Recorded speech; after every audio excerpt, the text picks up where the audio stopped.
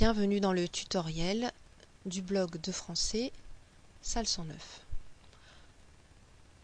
Ce blog vous servira à bien travailler en cours de français, à être à jour, à vous renseigner, à élargir vos connaissances, et vous aurez à le consulter au minimum une fois par semaine pour relever tous les devoirs.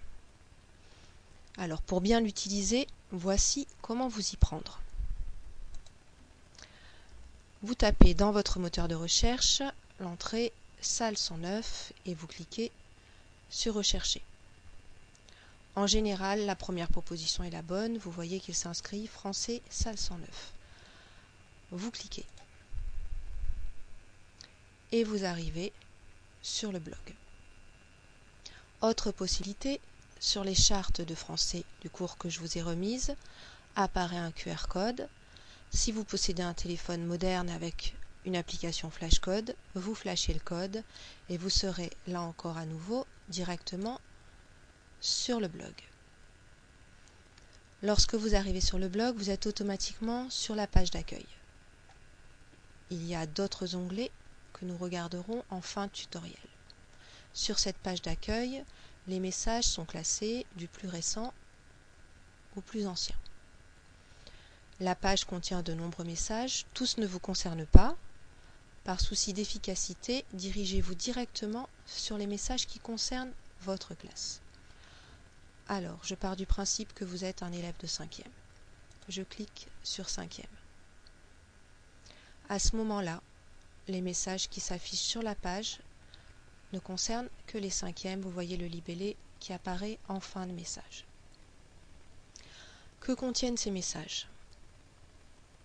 En général, une image, une illustration, parfois un fichier vidéo, un fichier audio qui est à cliquer, parfois des liens vers d'autres sites qui peuvent vous aider à élargir vos connaissances. Les images ne sont pas à cliquer même si la main apparaît. Ne perdez pas de temps. La plupart des messages contiennent le planning du travail à réaliser pour la semaine suivante. Vous voyez ici que faire pour lundi 17, mardi 18, jeudi 20, vendredi 21. Si en lisant votre planning, il y a quelque chose que vous ne comprenez pas, vous vous dirigez à la fin du message, vous cliquez sur Commentaire. Vous allez pouvoir poster une question. Avant de poster votre question, vérifiez qu'elle n'a pas déjà été postée et que je n'y ai pas déjà répondu, vous gagnerez du temps. Si la question n'a pas été posée, vous saisissez votre message ici, vous faites bien attention à être poli, bonjour madame, merci d'avance, vous faites bien attention aussi à signer votre message, précisant votre classe, pourquoi pas. Lorsque tout cela est fait, que vous avez relu votre message, vérifiez qu'il était écrit à peu près correctement et sans 70 fautes de français. Vous sélectionnez votre profil. Si vous avez un compte Google, vous l'intégrez ici. Sinon, vous cliquez sur Anonyme. Puis vous cliquez sur Publier. Le message ne s'affiche pas automatiquement sur le blog, il me parvient. Je le vérifie, je le modère. Et s'il peut être publié sur le blog, je le publie. En général, j'y réponds dans la foulée. Concernant les réponses, elles peuvent être assez rapides si je suis devant mon écran d'ordinateur. Vous voyez la question 16h07, la réponse 16h21.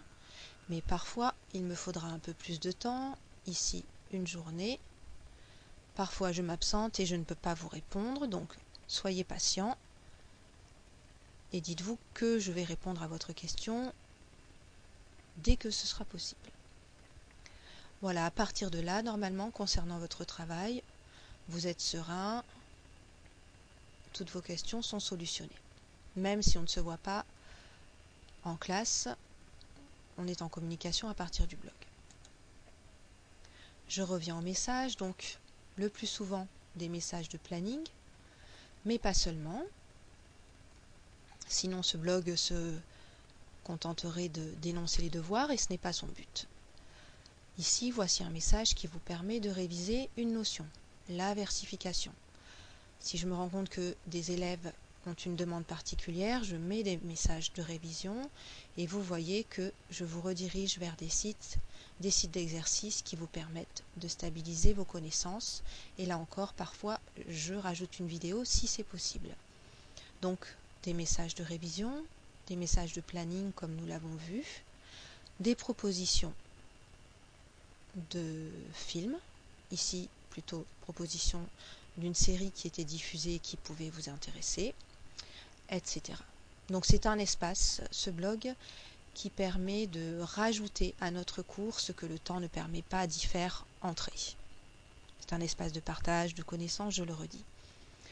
Hormis les messages, toujours sur la page d'accueil, à droite, quelques petites choses qui sont faites pour vous.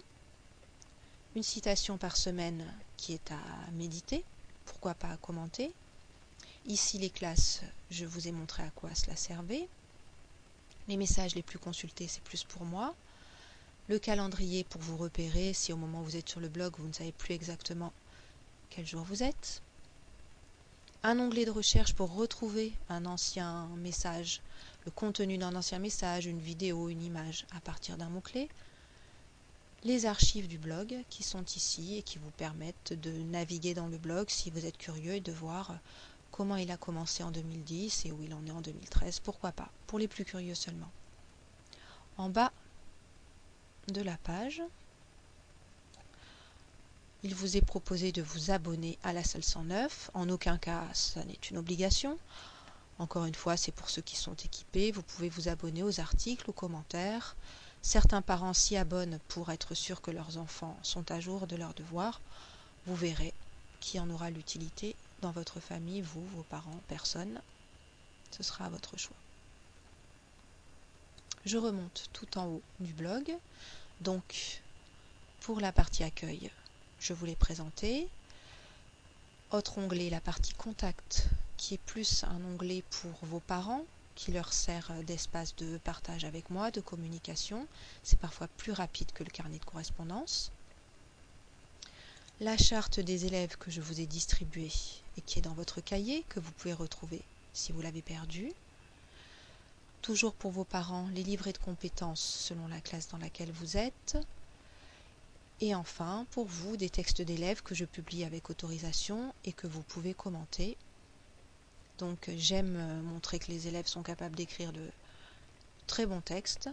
Ici, un poème d'une élève de l'an dernier, Inès, sur le modèle d'un autre poème très beau, spontané, réussi. Un long texte de Jade qui écrit beaucoup et qui écrit bien, que j'avais mis sur le blog. N'hésitez pas à le lire. Et puis un court texte très intéressant d'une élève de 3e de l'an dernier. Voilà, ces textes, vous pouvez aussi les commenter, bien sûr. Je rappelle que les commentaires sont modérés, donc vous ne pouvez pas écrire n'importe quoi.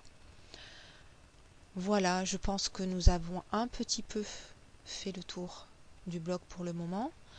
Vous apprendrez à vous en servir tout simplement en y allant, en partageant, en faisant des propositions vous aussi, de livres, de films, de sites de révision, de tout ce que vous voulez qui a un lien avec ce dont nous avons parlé en français.